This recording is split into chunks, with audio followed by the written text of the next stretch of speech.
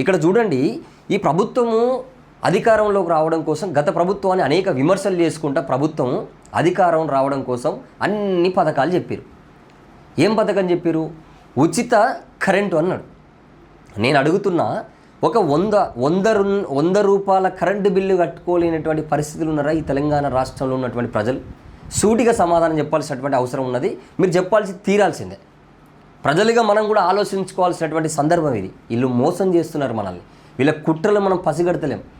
అవకాశం వస్తుందని చెప్పేసి సందర్భాన్ని బట్టి ఎన్నికలప్పుడు మనం వాళ్ళు ఇచ్చేటటువంటి ఏదో పదో పరకు మనకు ఏదో అవసరాలకు ఎల్లదీస్తుందని చెప్పేసి మనం వాళ్ళకు ఓట్లు వేస్తుంటే మనం చివరికి ఏమవుతుందో తెలుసా? ఈ రాష్ట్ర ప్రభుత్వము వీళ్ళు చేస్తున్నటువంటి పనులు కావచ్చు, మళ్ళీ వచ్చే వాళ్ళ అధికారంలోకి వస్తే కూడా అప్పులు పేర్చిపోతున్నారు. మన భవిష్యత్తు తరాలను మొత్తం దెబ్బతీసే ప్రయత్నంలో ఇప్పుడున్నటువంటి పాలకులు ఉన్నారు. ఎవరు మంచోళ్ళు అంటే ఏం చెప్తారు? పలానా ఆయన మంచోడు అంటావా, నెక్స్ట్ ఇంకోళ్ళు వచ్చినా కూడా వాళ్ళు చేసే పని ఇదే ఉంటుంది. ఎవరిని ఎన్నుకుంటున్నాం?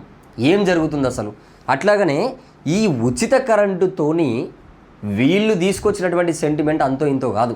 అరే మనకు ఉచిత కరెంటు వస్తుందంట, అదేదో మనం 100 రూపాయలు కట్టుకోలేరా అండి? 200 కట్టుకోలేదా? వీళ్ళు ఉచిత కరెంటు పెట్టినప్పుడు మనం బిల్లులు కట్టలేదా? అంటే వీళ్ళు మభ్యపెట్టి మోసం చేసి మన దగ్గర నుంచి ఓట్లు ఎత్తుకొని పోయినారు. ఇక రెండో అంశం, ఉచిత బస్సు అని పెట్టారు. అమ్మలక్కలు మీరు బస్సులలో ఎక్కి చూస్తే జుట్లు పట్టుకొని కొట్టుకున్నటువంటి పరిస్థితి. మొగళ్ళకు సీట్లు ఇస్తారు, ఆడోళ్ళకు సీట్లు ఇవ్వలేనటువంటి పరిస్థితి.